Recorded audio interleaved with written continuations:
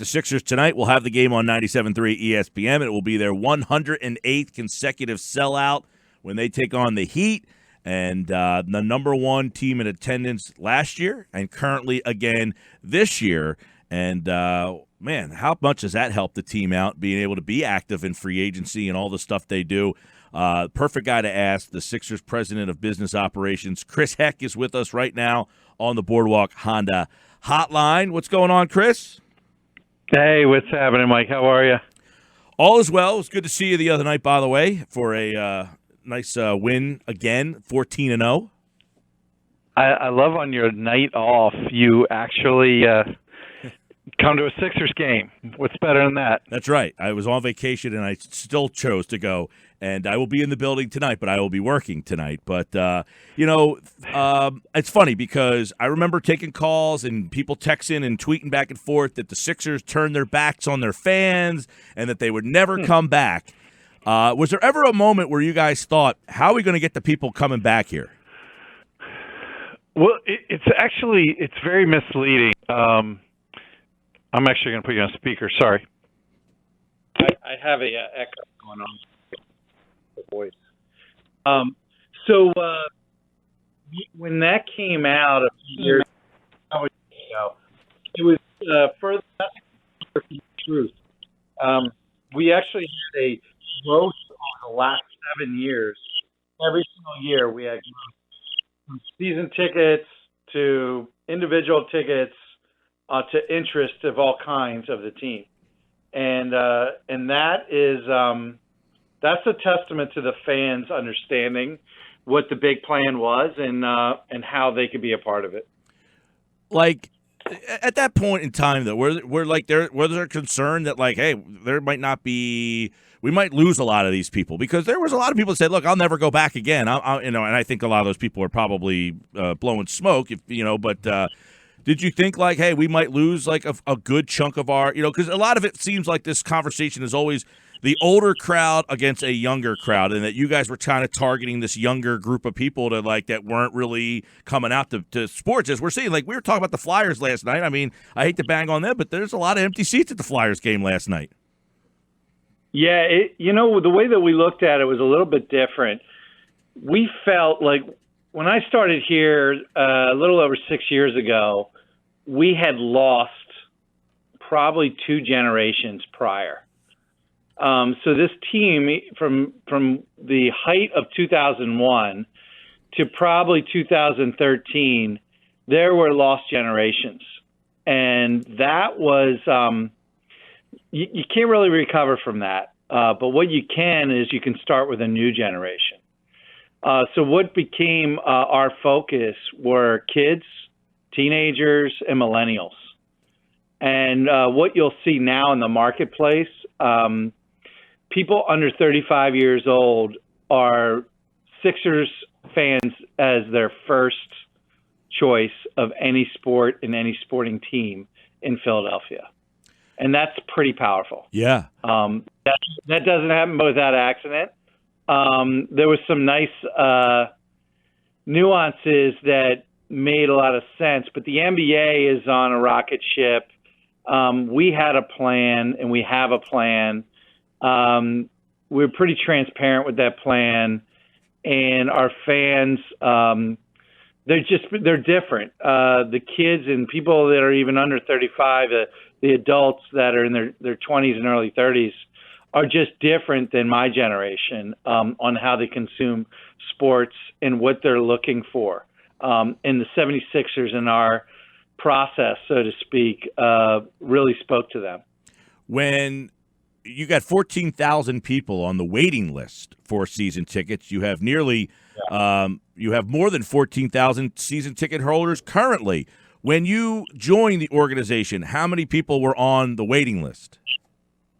The waiting list was something that the Green Bay Packers had. That's not something that we had. Mm-hmm. When I got here, we had about 3,400 season ticket holders, and 90% of them were brokers.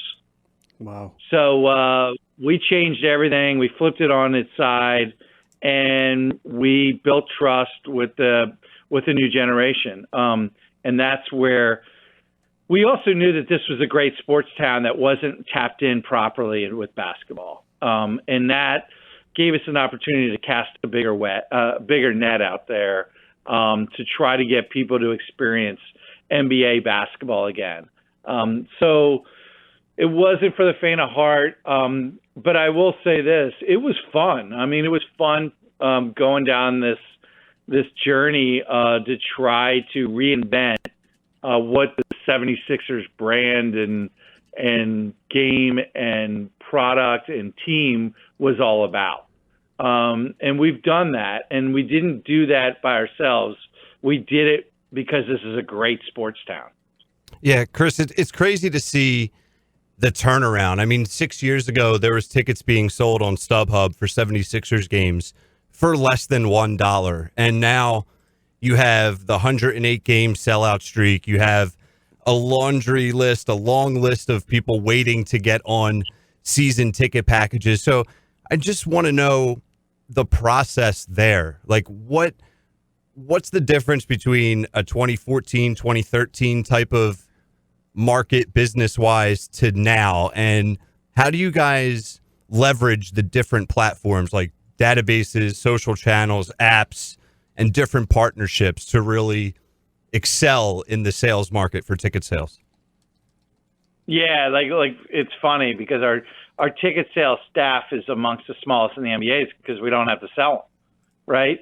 So what it was, though, a few years ago was the largest ticket staff in all of sport anywhere in the world of any sporting team. So we really, like I said, we got big and wide, and we became personal friends and built the relationships one by one with individuals throughout the Delaware Valley. And that was meaningful, and it still is meaningful. So we have those relationships, and we continue to have those relationships where our renewal rate is very high. We just try to be, we try to always be better than what we were the day before and deliver for this city and these fans that deserve a champion caliber team. And that's what we think we have right now. So it's a little bit daunting to see, what it'll be like in 10 years. I mean, it's hard for anyone to predict, but we do feel extremely confident over the next 5 years that we can be a contender every single year. Hey, Chris, it's Jeff Mosher. So in that vein, because I've been wondering, just looking at the Flyers, and Mike mentioned that they're having trouble filling up the seats, and they actually got the goalie everybody's been waiting for. When you go to sleep at night, you got a building that's been packed for years now. You have and a very good team that's competing for a championship. But what concerns you going into the future about being able to fill the seats in a day and age where ticket prices are rising, technology is making viewership from home better? A lot of different sports teams have had to deal with that and other things, parking, other costs that make people stay home. Even though you're filling the stadium, the arena, what do you go to sleep at night worrying about 10 years down the road?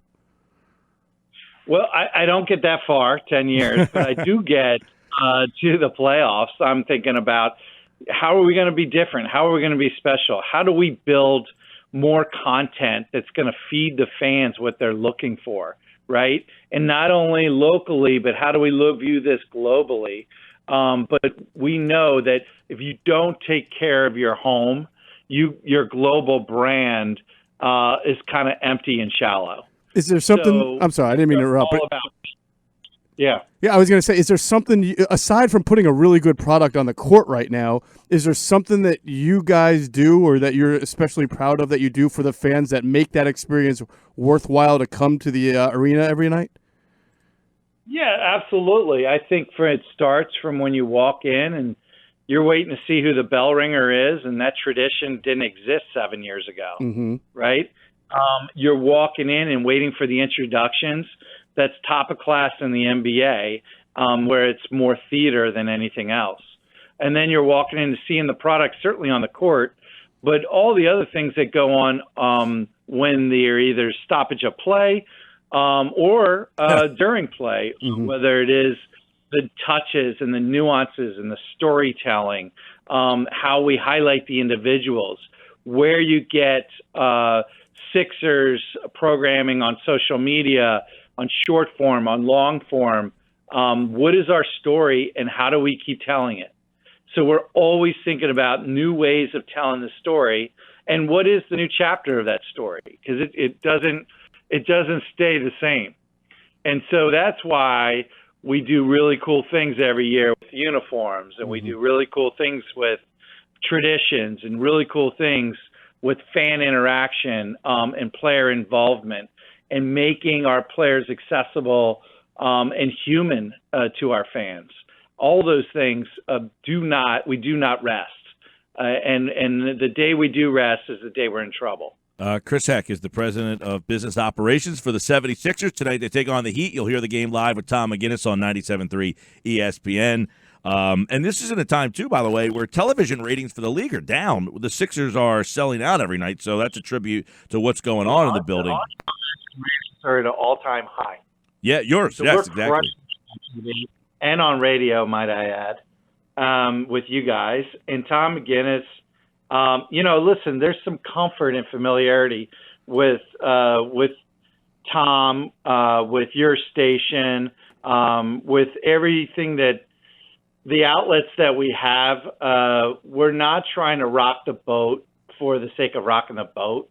We think that there's a real balance of new and old, particularly in this franchise, that we should always protect.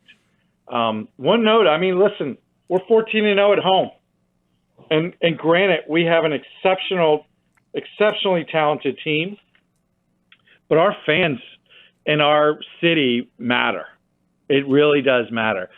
So much so, there was just an article written, I think it was Kyle Scott that wrote the article, but it was about how our percentage of the visiting team's percentage of free throw shots is at an all-time low in the fourth quarter. And it's we believe that it's a direct correlation to the Wendy's Frosty Freeze-Out. Which I, by the way, took advantage of the other day at my local Wendy's. Right? It's the greatest promotion ever. It's too good to be true, and it actually does matter on our play in court. The sellout streak began on October 20th, 2017. The Sixers are 82-25 in that time. Chris, before we let you run, Sixers Youth Foundation, you guys have the gala coming up. This is a big night for the organization. You guys giving back. Yeah, it's awesome. It's an awesome night. It's open to the public, where all the proceeds go to the Sixers Youth Foundation, which it really focuses on at-risk youth and underserved youth. And, we've, over the last 5 years, when we started this thing up, we've served over 40,000 youth in South Jersey, Philadelphia, Delaware, in the greater area. And this is a really important cause to us, and we have a lot of fun with it. So the gala is not your typical black tie gala. It is what we call internally as the ungala, where it's like a nightclub, but there's basketball hoops out there. Every player on the team is there. Legends are there, and you're talking to them and interacting with them. There's a music performance. It's an awesome night. It's on March 9th, and like I said, anyone who's a big fan or wants to give back to the kids in the community can do so by contributing and being involved with the gala. All right, Chris, we will see you tonight. Sixers Heat right here on 97.3 ESPN. Thanks, pal. All right, appreciate you guys. You guys are the best. Thanks, Chris. Thanks, Chris. He is the president of business operations for the 76ers. The sellout streak 108 continues tonight.